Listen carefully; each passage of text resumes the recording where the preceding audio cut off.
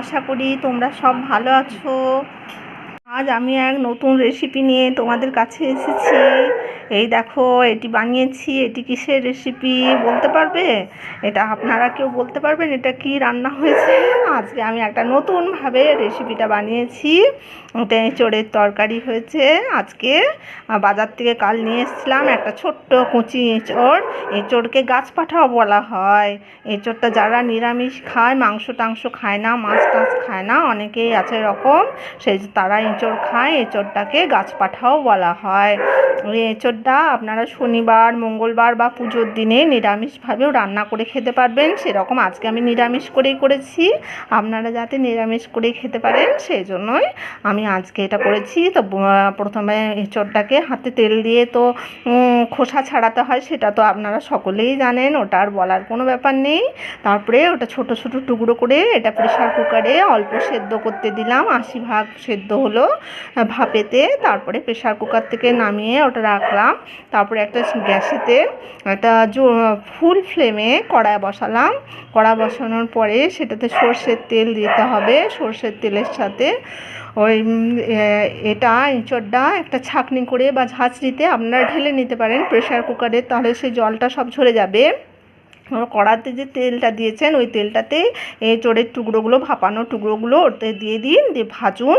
একটু লাল লাল মতো গায়ে দাগ আসবে, আর যখন তাহলেই বুঝবেন ওটা ভাজা হয়ে গেছে। একটু ভালো করে ভাজতে হবে নাড়াচাড়া করে।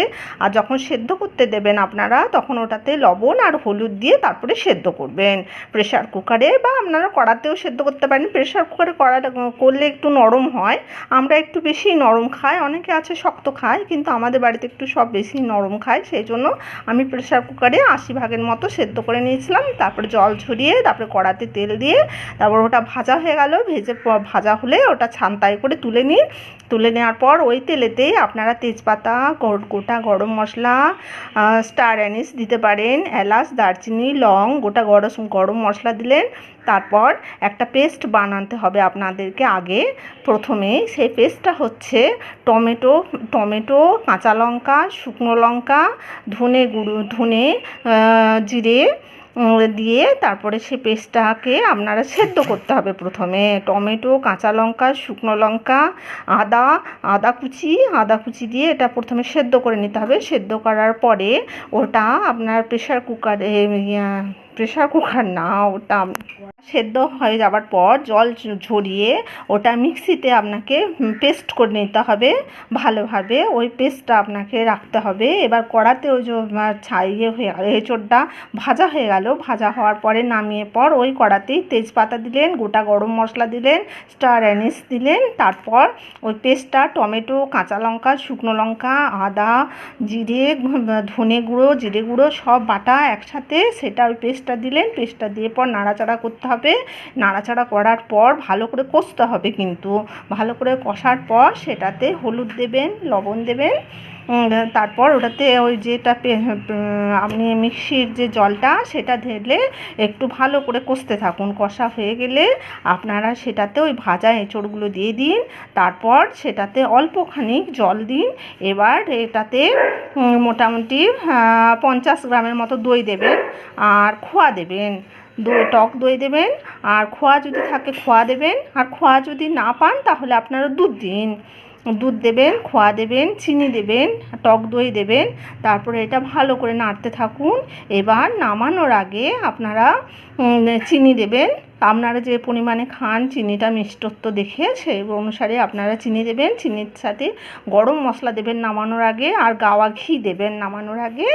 তারপরে নামিয়ে এবার পরিবেশন করুন, খান। এবার খেয়ে বলবেন আপনারা কেমন লাগলো। আমি হয়তো ঠিকঠাক মতো অনেক সময় ও করে বলছি, সেই জন্য আপনারা হয়তো ভাবতে পারেন কি জানি কেমন রান্না করে, কিন্তু আপনারা খেয়ে দেখবেন, আপনাদের ভালো লাগবে। কারণ আমি ভালো লেগেছে, আমি করেছি এটা রেসিপিটা। এটা কিন্তু কিন্তু আমি একটা বই দেখে করেছি, এটা আমার নিজস্ব রেসিপি না, এটা আমি একটি বই দেখে তারপরে রেসিপিটা বানিয়েছি। আমার ভালো লেগেছে, আমাদের বাড়ির দিদি টিদি সবারই ভালো লেগেছে। আপনাদের খেয়ে দেখবেন, আপনাদের কেমন লাগলো সেটা জানাবেন, ভালো লাগলে সেটাও কমেন্টস করুন, আর খারাপ লাগলে সেটাও আমাকে জানান। কমেন্টস করুন, শেয়ার করুন, সাবস্ক্রাইব করুন আমাকে। আর যদি কিছু আরও জানতে চান আপনারা অন্য কিছু সম্বন্ধে, রান্না টান্না বা আরও কিছু যে এই বিষয়ে করুন দিদি, এটা আপনার ভালো হচ্ছে না, সেটাও আপনারা জানান, আমি জানালে খুব খুশি হব। সেটা ভালো বিষয় হোক, খারাপ হয়েছে সেটাই বলুন, সেটাতেই আমি খুব খুশি হব। আজ এই পর্যন্ত, আপনাদের সঙ্গে পরের ভিডিওতে আবার দেখা হবে, আবার কথা হবে। আপনারা সব সাবধানে থাকুন, ভালো থাকুন, সুস্থ থাকুন, ঠিকভাবে খাওয়া দাওয়া করুন। আজ এই পর্যন্তই রাখলাম।